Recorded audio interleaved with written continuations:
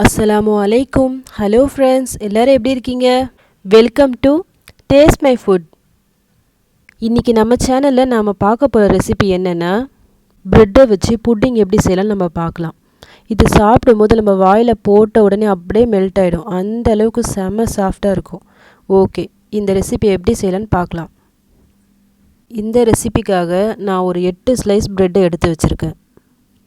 நான் இந்த மாதிரி சின்ன சின்ன பீஸாக கட் பண்ணி வச்சுருக்கேன். நீங்கள் செய்யும் போது இந்த கார்னர் பீஸெல்லாம் கட் பண்ணி நடுவில் இருக்க ஒயிட்டை மட்டும் கட் பண்ணி வச்சாலும் பண்ணலாம், அப்படியும் செய்யலாம். ஃபஸ்ட்டு நாம் இது டாப்பிங்காக கேரமல் எப்படி செய்யலான்னு பார்க்கலாம். அதுக்கு நான் இன்றைக்கி ஒரு பேனில் 4 டேபிள் ஸ்பூன் சுகர் போட்டிருக்கேன். அதுக்கு 2 டேபிள் ஸ்பூன் தண்ணி ஊற்றிருக்கேன்.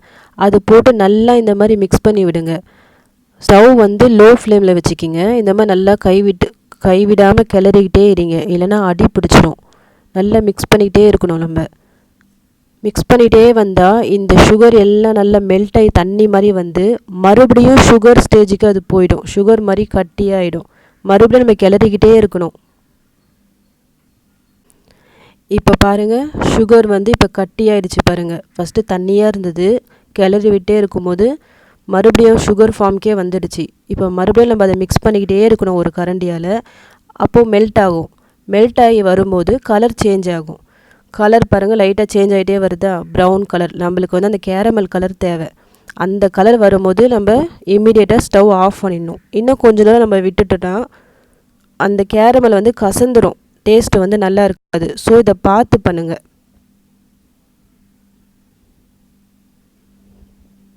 ஓகே, நம்ம கேரமல் ரெடி ஆகிடுச்சா? அப்போ என்ன பண்ணணும்னா, இம்மிடியேட்டாக நம்ம எந்த பேனில் வச்சு நம்ம இந்த புட்டிங் செய்ய போகிறோமோ அந்த பேனில் இந்த மாதிரி இந்த கேரமலை போட்டு இந்த மாதிரி நல்லா அந்த பேஸ் ஃபுல்லாக வரா மாதிரி இந்த மாதிரி ஷேக் பண்ணி விட்டுக்குங்க. ஓகே, டாப்பிங்காக நம்ம கேரமல் ரெடி பண்ணிட்டோம். இப்போ பேஸ் புட்டிங் எப்படி செய்யலான்னு பார்க்கலாம். இதுக்கு அந்த ப்ரெட்டு நான் வச்சுருந்தால அது இந்த மாதிரி மிக்சியில் போட்டு பவுட்ரு பண்ணி வச்சுருக்கேன். ரொம்ப ஓவராக நைஸ் ஆகணும்னு இல்லை, இந்த மாதிரி இருந்தால் ஓகே. 1/2 கப் சுகர் நான் பவுட்ரு பண்ணி வச்சுருக்கேன். பவுட்ரு பண்ணாமையும் போடலாம். 1 டேபிள் ஸ்பூன் வெனிலா எசன்ஸ், 2 முட்டை, 1 கப்பு பால். காய்ச்ச பாலும் எடுத்துக்கலாம், காய்ச்சாத பாலும் எடுத்துக்கலாம். நெக்ஸ்ட்டு ஒரு பவுலில் நான் 2 டேபிள் ஸ்பூன் மெல்டட் பட்டர் எடுத்துருக்கேன். அதாவது உருக்குன வெண்ணெய். அப்படி உங்ககிட்ட பட்டர் இல்லைன்னா கீ கூட ஆட் பண்ணிக்கலாம். நெக்ஸ்ட்டு சுகர் போட்டிருக்கேன். 2 முட்டை போட்டு இந்த மாதிரி பீட்டரால் நல்லா பீட் பண்ணிக்கிங்க. அந்த சுகர் முட்டை எல்லாம் நல்லா மிக்ஸ் ஆகணும். அந்தளவுக்கு நல்லா பீட் பண்ணிக்கிங்க. நெக்ஸ்ட்டு இதில் பால் ஆட் பண்ணிக்கிங்க. வெனிலா எசன்ஸ் போட்டுக்கோங்க. உங்கள்கிட்ட வெனிலா எசன்ஸ் இல்லைன்னா ஏலக்காய் தூள் கூட நீங்கள் ஆட் பண்ணலாம்.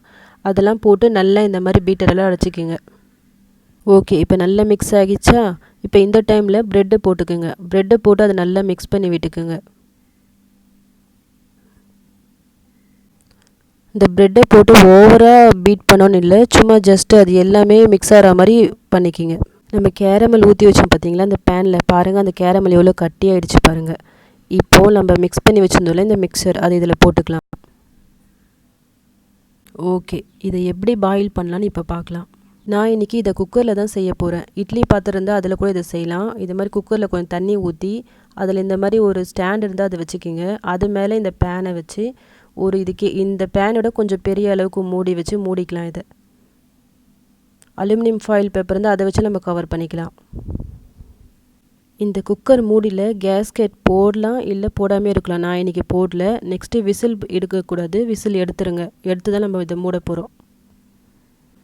இப்போ நம்ம ஸ்டவ்வை ஆன் பண்ணிக்கலாம். ஆன் பண்ணி இந்த குக்கரை வச்சிடலாம்.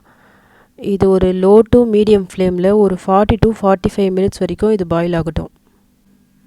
எனக்கு இந்த புட்டிங் ரெடி ஆகிறதுக்கு கரெக்டாக 45 மினிட்ஸ் ஆகிடுச்சு.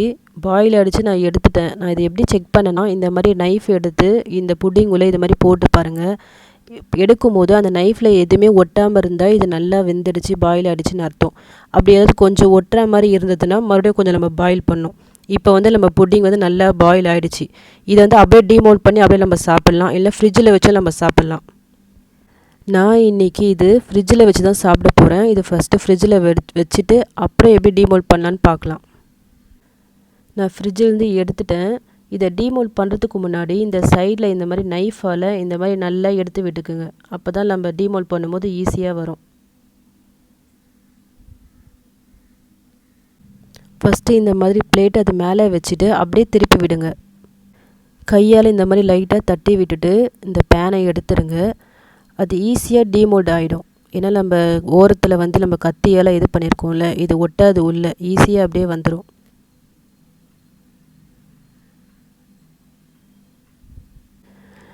இந்த புட்டிங்கை நம்ம வீட்டில் டிஃபன் பாக்ஸ் இருக்குது பார்த்தீங்களா, அந்த டிஃபன் பாக்ஸில் கூட இது செய்யலாம், நல்லா வரும். இது நான் இப்போ கட் பண்ணி காமிக்கிற பாருங்கள், இது எப்படி வந்திருக்குன்னு பாருங்கள். அந்த கேரமெல்லாம் நல்லா கோட்டாகி எப்படி இருக்குது பாருங்கள். பார்க்குறதுக்கே டெலிஷியஸாக இல்லை, சாப்பிட்றதுக்கும் அப்படி தாங்க இருக்கும். இது சாஃப்டாக எவ்வளோ சாஃப்டாக இருக்குது பாருங்கள். இது வாயில் போட்ட உடனே அப்படியே கரைஞ்சி போயிடும், அந்தளவுக்கு இது சாஃப்டாக இருக்குங்க. இது நம்ம வெளியே தான் சாப்பிட்ருப்போம், ஹோட்டல் அது மாதிரி தான் சாப்பிட்ருப்போம். இந்த புட்டிங் ரெசிபியை நீங்கள் வீட்லேயும் ட்ரை பண்ணி பாருங்கள். எப்படி வந்துச்சுன்னு எனக்கு காமெண்ட்ஸில் சொல்லுங்கள்.